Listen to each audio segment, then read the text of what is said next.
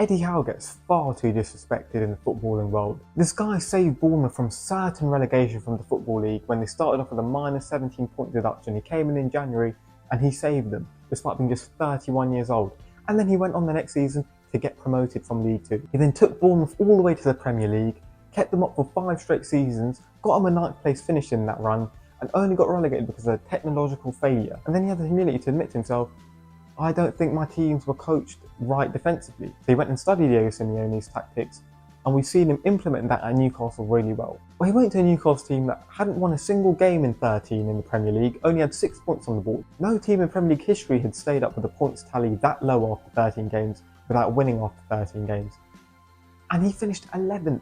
And yeah, people say, oh, but he made some signings.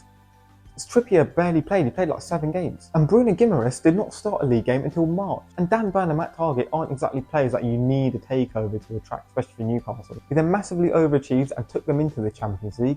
He's now got them to 2 cup finals as well, hopefully he can win this one. And he's now fighting for Champions League again, despite not having a lot of quality outside his first 11. Newcastle haven't been able to buy a good player in the last 3 windows. Like, the only players they've bought are Osula, who is clearly one for the future, still too raw, and Lloyd Kelly, who they've since sold on. They were forced to sell 2 really promising youngsters in Elliot Anderson and Yankuba Minte, who would have made a world of difference to this current team because they are 2 profiles that they desperately lack right now. Hopefully Newcastle are able to invest in someone like Eddie Howe is back, and he can show everyone what he's about. I do understand some of the criticisms around him, like he can occasionally pick his favourites. I know, like last season, Burn was playing at left back a lot, but Lewis Hall was a young kid who clearly needed to learn the system, and Eddie Howe is very good at making sure new signings understand exactly what they have to do, so they're not thrown at the deep end, so that they're fit enough to have a good run of games when they are able to play. And the same with Tonali this season. Like, yes, he could have been started earlier ahead of Longstaff, who is, with all due respect, not good enough anymore to play top level Premier League football. But if he'd just thrown him straight in, he might have got injured after 2 games. You know what I mean? He bedded him in slowly, made sure that he built his fitness up properly, he understood his role perfectly.